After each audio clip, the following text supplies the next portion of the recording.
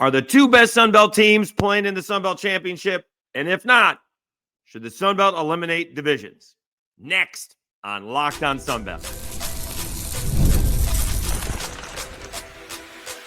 You are Locked On Sun Belt, your daily podcast on the Sun Belt Conference, part of the Locked On Podcast Network, your team every day.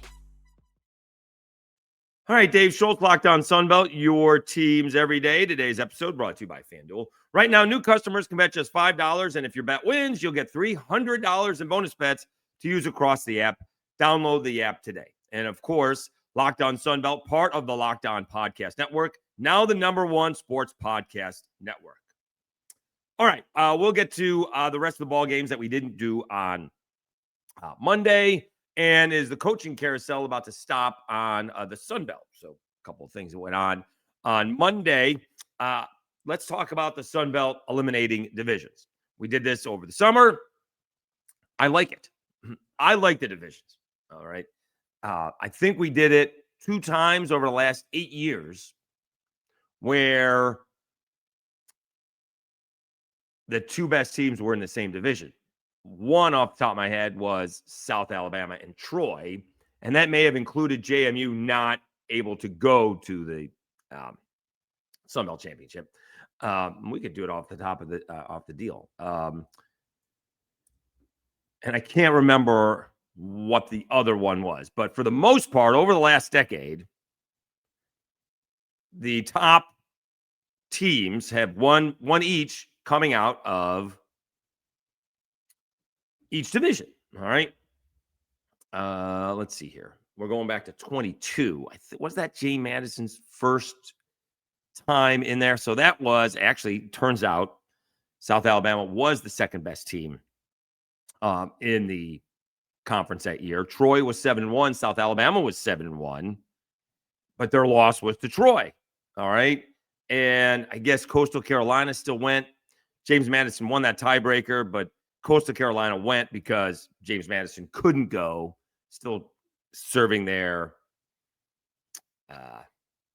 time, if you will, before they became fully eligible. All right. And I think the other time happened to be in 18. Let me see if that's true. We still had an East and a West in 18.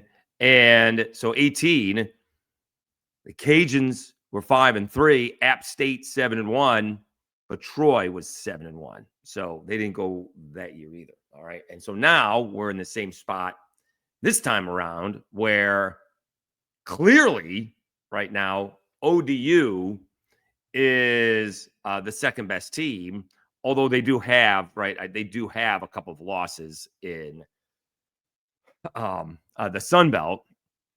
But they did beat Coastal Carolina, so they would win that tiebreaker.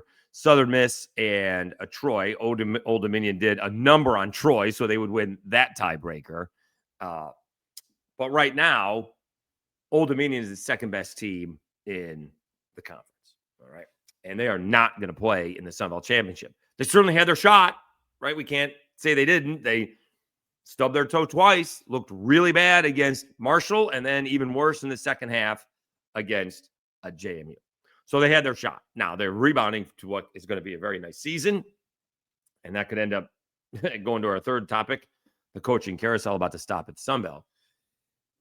But are you, the fans, wanting to see the one division, or eliminate the divisions, just top 2 teams? Again, I like the divisions. It helps me keep track of the coaches and the quarterbacks. It sounds ridiculous, but that's true.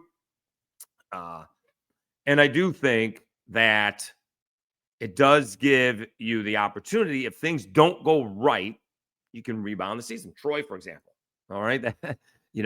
It looked like it was going in the wrong direction. And then all of a sudden, Southern Miss comes back to the pack and Troy gets a shot. All right. Arkansas State had a shot at this, and they didn't start off the season very well.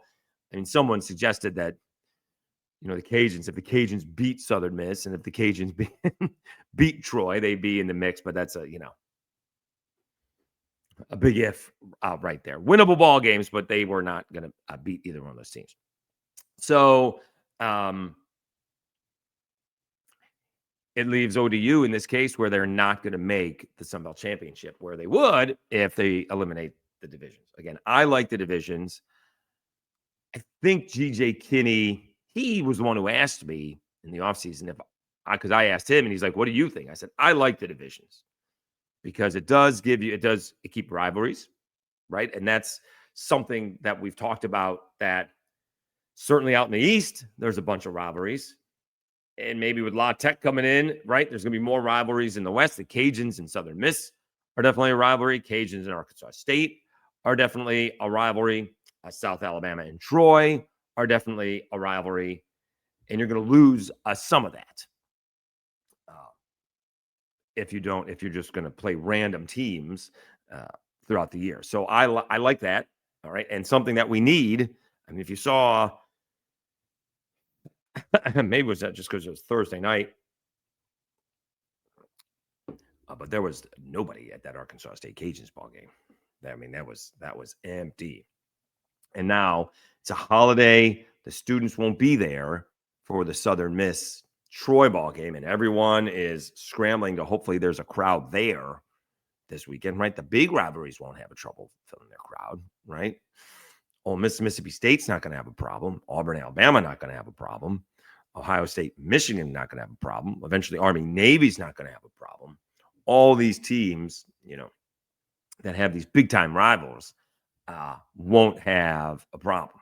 And it'd be nice to see more people in the stands for these ball games, all right? I understand not selling out, but some of these ball games were, again, vacant attendance-wise. So we'll see what the Cajuns do, right? This will be a great example because the Cajuns and ULM are, for whatever reason, not rivals. I don't understand how that's worked. It's not that far of a ride. It's drivable. It's like 3.5 hours. It's all speed traps, but it's not that far. But for whatever reason, it's not a rivalry. Maybe because the Cajuns have dominated. I don't know. That doesn't seem to stop other rivalries from being the case. But we'll see who's at this Cajuns game. All right, because they haven't drawn well either as of late. I'm not too many people were at that Texas State ball game, and so we'll see. Whose students won't be there. We'll see who's there for a Thanksgiving Day ball game. No one's all that interested in LSU these days, so that may be in terms of what's on the field compared to the coaching search. So that may be to the Cajuns' advantage. But they have a chance to go bowling, right?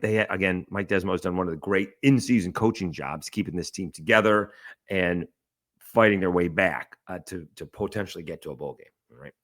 But that's why the reason I like the divisions. Keep the rivalries intact. You get to play the other division twice, one at home, one on the road. I like it. Now, in this case, ODU's getting screwed. It is what it is, but it's not like the rules changed, after the fact. So what do you guys think? I prefer the Sun Belt having the division. I think we're the only conference that has them still. So I think that's fantastic. At least it is for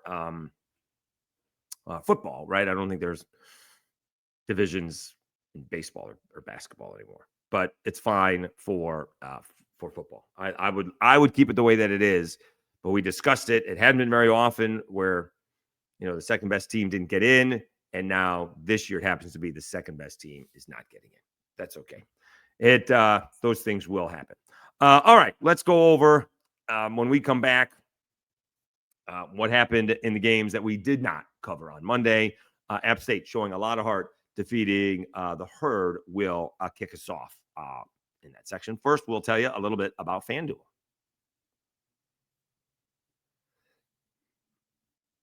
The NBA is back, and there's no better place to get in on the action than FanDuel, the official sports betting partner of the NBA. Even if you miss the start of the game or want to ride that hot hand, FanDuel has live bets on everything from who will score next to fourth quarter comebacks. Plus, you can even combine your live bets into a same-game parlay for a shot at a bigger payout. It keeps every game exciting, especially when your team's making that late push. All right, I still don't understand, and please, you guys can help me out with this. Southern Miss is a 6.5-point favorite at home against Troy. I'm not talking about who you think is going to win. I just don't understand the line because they are a 1.5-point favorite against a 3-win South Alabama team on the road. Like that should have been 4 or 5 points on the road. And this game coming up should be like 2 or 3, just based on recent results. All right. Again, I'm not saying who's going to win or who's going to lose. I'm just saying what the line should be.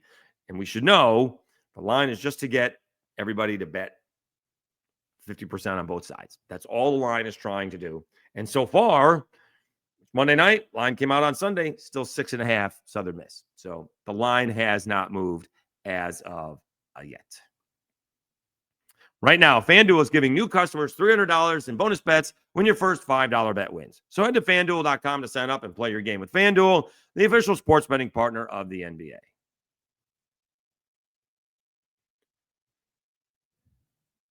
All right, Dave Schultz, Lockdown Sunbelt, your teams every day. We did the headliners, if you will, for Monday's episode. Let's get to the other ball games. And how about App State? All right, 26-24 over Marshall. But the big thing in this one was, again, turnovers. All right. Marshall has had issues with that a couple of times. Once against Coastal, where they had 5. Here they have 3. Although they only gave up 3 points. That doesn't change the fact that they didn't score because of that. That's the problem with that. And they only gave up 3 points because of their turnovers, but they didn't get on the board because Marshall outgained App State 438 yards to 276. I mean, Marshall ran for 238 yards. Outside of Navy and Army and Air Force, teams don't lose when they run for 238 yards. I would love to know the records of teams that rush for over 200 yards and lose. And the way they did that is because of fumbles and turnovers. And that's what happened. All right. Carlos Del Rio Wilson, 13-21 with 1 interception, 146 yards. Zion Turner played 8 out of 9 for 54 yards. Del Rio Wilson, 14 carries, 71 yards, and 2 touchdowns. All right. Barbie had 10 carries, 102 yards for a touchdown. I mean, you got to wonder why we didn't go to him more. J.J. Cole played okay, 19 out of 27, 134 yards. Not a whole lot of yardage in the air and 1 touchdown, but most importantly, didn't turn the ball over. So App State and Marshall are both 5-6. They will both have a chance to go bowling with wins over their next opponents. All right. Elsewhere in the Sun Belt on Saturday, let's see here. We didn't talk about Coastal Carolina and South Carolina. Not much of a ball game, right? South Carolina put 20 on the board in the first quarter. They were leading 37-0 at half. And kind of, I don't want to say no-show, but apparently Coastal Carolina had a bunch of defensive guys suspended for the ball game. Lenora Sellers, really good for South Carolina, very efficient, 16 out of 20, 274 yards, a couple of touchdowns. Also ran for 2 touchdowns, 8 carries, 82 yards. South Carolina taking out their frustrations on Coastal Carolina, who's still bowl eligible. Tad Hudson, a lot of passes, not a whole lot of yards, 27 out of 36, 174 yards, no touchdowns or interceptions.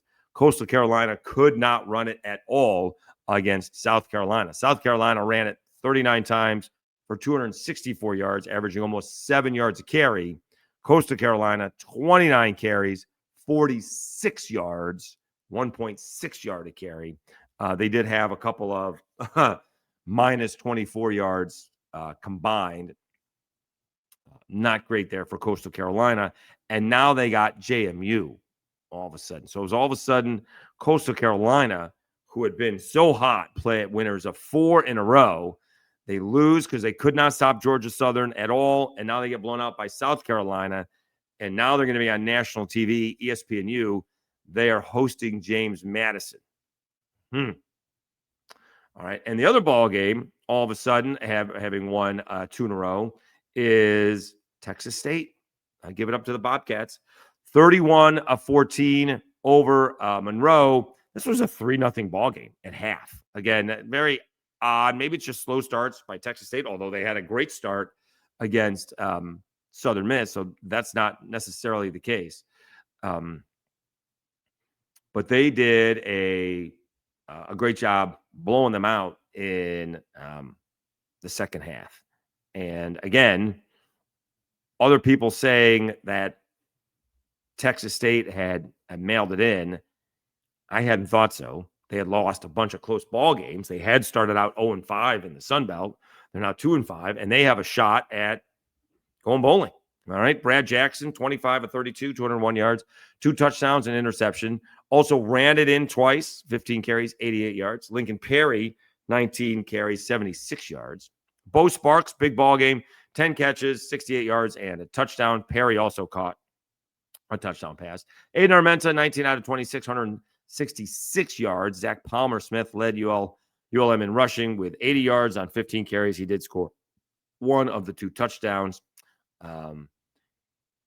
Monroe, actually a little bit of news from Monroe.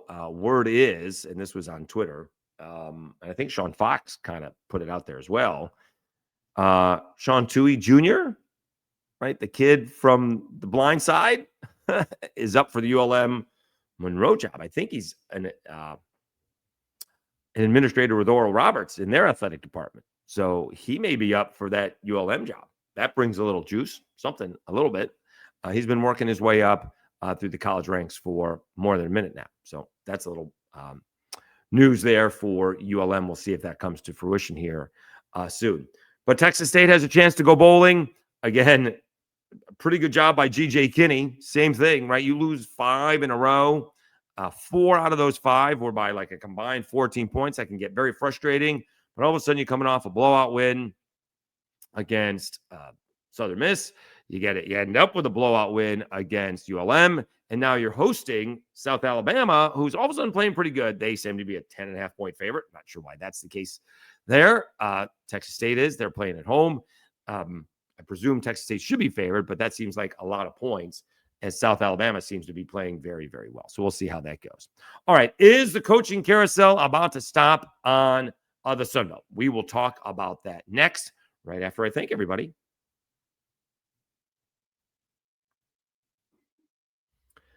All right, we continue to grow. We had another video kind of hit the YouTube algorithm, 5,500 on the, Southern Miss instant recap. So I appreciate that. Thank you so much for spreading the word. Don't forget about the audio and the audio podcast on Apple and Spotify. That's a big help. We seem to slow down on the subscriptions. So if you guys can pass the word, especially when you're having Thanksgiving dinner, if they are Sunbelt fans, please subscribe to the podcast, either audio. I see the ones from YouTube, so I'm not sure how to see them on the audio ones, but we can clearly see them on YouTube. And we are over 2,700, so that's fantastic. Still going to be a long shot to get to $3,000 by the end of the year, but you have to have goals, and we'll readjust after that. But you never know what's going to happen with coaching changes, bowl games, maybe playoff appearance. We shall see. All right, lots to do. But again, thank you so much for all of your support. The channel has grown immensely this year, and we continue to have another really good month here in the month of November. Thank you so much. All right, Dave Schultz, Locked On Sunbelt, your teams every day. All right, so where are we with the coaching carousel? We're all still waiting for Lane Kiffin to make a move. Although did we have a hire? Was Art Briles hired from Eastern New Mexico? Yeesh. So the first domino to fall was James Franklin with Virginia Tech. All right, so that was gone. All right, he may have been the first one to fall, period. So he is at Virginia Tech. All right, nothing else has happened and since then. So we're all waiting for Lane Kiffin to make his announcement, and then the dominoes could just fall one right after another because, Florida's going to move on. Ole Miss needs a job. Where does John Summerall go? Does Tulane need something? What's Auburn going to do? I think we're going to get these coaches fast and furious. Plus, Monday is Black Monday, where the coaches get fired. Whoever hasn't gotten fired yet is getting fired on Monday. So we'll see how that goes. So the word is, a couple of words out there. Seems Bob Chesney is being considered for Penn State. I mean, that is a big time job, right? That is going from Holy Cross, spending 2 years at JMU, and going to Penn State. That is an immense job. So that would be huge for Bob Chesney and his family. We shall see when that is. Saw some JMU fans wondering what's going to happen. I mean, I spoke with Scott Watkins. I think he's going to join us for Thursday's Thanksgiving episode. But what does the college football playoff do if these guys leave, right? I mean, if Lane leaves on Saturday after the ball game, all right, which I think is on Friday, right? Does that hurt Ole Miss? So then what happens if John Summerall leaves Tulane, right? Does that hurt Tulane? All right. And what about Bob Chesney? So he could pull a Billy Napier, right? Whereas he coaches the championship game, but leaves right after that. I don't know. So we'll see how that goes. And the other thing that was out there was Ricky Rahne from ODU being part of James Franklin's staff at Virginia Tech. Ricky is a different kind of coach. So if you saw on Monday what Kane Womack said, former South Alabama coach, about going to Arkansas or other places, he's like, I appreciate the question. I'm just not going to address that here. So obviously, A, doesn't want to take away from the Iron Bowl, and B, something's going on there. Okay, which is fine. But Ricky Rahne, he just kept on talking. Someone asked him, and then someone asked him again to reiterate it, asked him again. And he was he was mocking the media a little bit, not the people in the room, but he's like, anybody can be part of the media now, right? Just get a computer and a website, and you can put yourself on YouTube, is basically what he's saying. But he did say, I hope to be here. I have no intention of leaving. And that very well may be true. If you can double your salary, it's going to be tough to say no to that. All right. And I don't think anyone's going to blame him. Although he did say he's, again, a different cat. Says he can walk to work and nobody bothers him. I think that's kind of good and bad. You would like a few people to say hi to the coach and talk to the coach. But that's pretty cool that he lives, across the street from the school, and during the season and springtime he can walk to school. So he says it was interesting. He says he knows how good he has it. All right, so that is on. Those are the positive sides in terms of people getting new jobs. Again, I don't know if anyone is going to be let go. Clay Helton with Georgia Southern. Certainly Mike Desimo is not going anywhere. I don't think Brian Vincent is going anywhere. ULM coach. These teams are struggling. I doubt Butch Jones is going anywhere. All right. Anybody else that we think? Again, is Del McGee, because they just have not taken the next step. I would presume, he'll come back one more year, and if there's no progress then you have to, move on. But other than that, I'm not sure who we're looking at here. Tim Beck's not going anywhere with Coastal Carolina. I think Gibson has done a good job with Marshall his first time. Dow Loggins has had an up and down year, but they're 5-6. Jared Parker's having a great year. Major Applewhite has probably saved his job with a couple of wins. We'll see how they compete against Texas State. But I'm not sure, outside of maybe Clay Helton. But again, they have a lot. They owe a lot of money to him. So I would be shocked if he is gone. All right. So what do you guys think? I'm not sure. Some coaches may be poached, but I don't think. I'm not sure anyone's getting fired. All right, and it is really different job when these guys got into it. For Clay Helton 30 years ago, right? and for many of them over a decade ago. And it has changed dramatically, and the expectations have changed dramatically. All right, because we'll just see. If Lane Kiffin ends up at LSU, does he have to go to the playoff next year? And how long does he get before he doesn't go to the playoff? If they're spending $25 million on a roster, could they pull a Texas Tech? Right?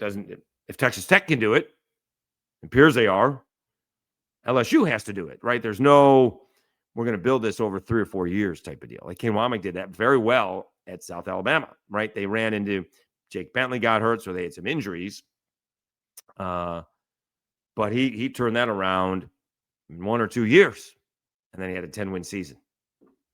Pretty good, right? You don't need a lot of time, right? John Summerall turned Troy around, and then, it's continued in the footsteps of Willie Fritz at Tulane.